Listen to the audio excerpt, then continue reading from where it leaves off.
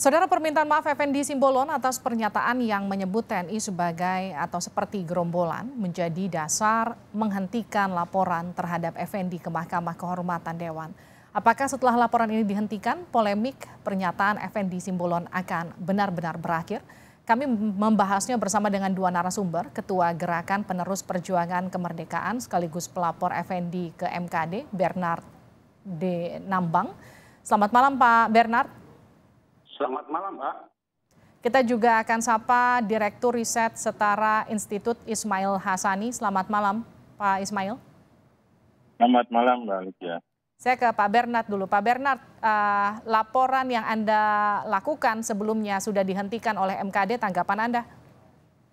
Wow, kaget. Kaget. Yang jelas saya kaget karena tadi saya diterima MKD. Ngadu, diklarifikasi oleh MKD. Saya sampaikan ke MKD bahwa permohonan maaf yang diajukan oleh saudara Effendi Simbolon itu adalah sikap moral dia. Kita salut, bagus. Artinya, dengan mengatakan permohonan maaf, berarti dia akan mengakui bersalah. Nah, pelanggaran kesalahan kode etik yang dia lakukan, ini yang kita minta. Tadi saya sampaikan di MKD, bagaimana pelanggaran ini? Saya sampaikan juga bahwa ini pelanggaran, menurut saya, pelanggaran sangat besar. Sebuah kesalahan besar dan kecil itu kan dilihat dari dampak. Nah, yang dilakukan oleh Bapak Effendi Simbolon ini, dampaknya itu kan kita sama-sama tahu, besar sekali. Oke. Seharusnya MKD supaya tunjukkan ke masyarakat ini loh, bahwa benar, bahwa kalau ada anggota dewan yang melakukan kesalahan besar, ya minimal tunjukkan sanksi, bukan dihentikan begini. Ini saya baru dapat info ya kalau dihentikan ya. Baik. Soalnya tadi saya pikir katanya nanti akan diminta klarifikasi. Setelah klarifikasi saya belum dapat informasinya.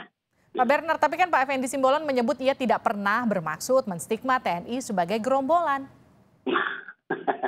Gini Mbak, masa maksud itu menurut ya, kan begitu. Nah, tapi ya ucapan kata itu bisa artinya ditanggapi oleh masyarakat kan beda lagi. Dan itu konsekuensi dari kesalahan. Tadi saya juga disampaikan, ada anggota dewan punya imunitas. Nah, imunitas Polri memang harus kasih imunitas. Tetapi bukan berarti sebebas-bebasnya berbicara. Gitu. Kalau ini kan sudah menyinggung perasaan, apalagi ini institusi yang sangat kita pertahankan. Institusi negara yang menjaga kita loh. Nah kalau begini gimana gitu loh. Jadi saya nggak tahu itu yang belum disampaikan kami kenapa ini kok tidak. Saya ke Pak Ismail. Pak Ismail, kasusnya dihentikan karena sudah ada permintaan maaf dan sudah ada yang memaafkan. Kasat sudah memaafkan Effendi Simbolon. Menurut Anda, pasca kasus ini dihentikan, artinya sudah selesaikah? Ataukah ini memang masih akan berlanjut setelah ini? Ya, Mbak Lydia, saya kira DPR telah memberikan respon yang cepat ya atas pengaduan dari sejumlah organisasi dan kemudian telah mengambil keputusan. Sementara di sisi lain Pak Effendi Simbolon juga secara maraton bertemu dengan Pak Panglima dan juga Pak Kasat. Dan semuanya mereka sudah menyatakan selesai. Dan oleh karena itu saya kira proses ini tidak perlu diteruskan. Kegaduhan ini tidak perlu diteruskan ya. Tetapi kita mesti memetik jumlah pembelajaran dari peristiwa ini. Seperti kita tahu apa yang disampaikan Pak Simbolon,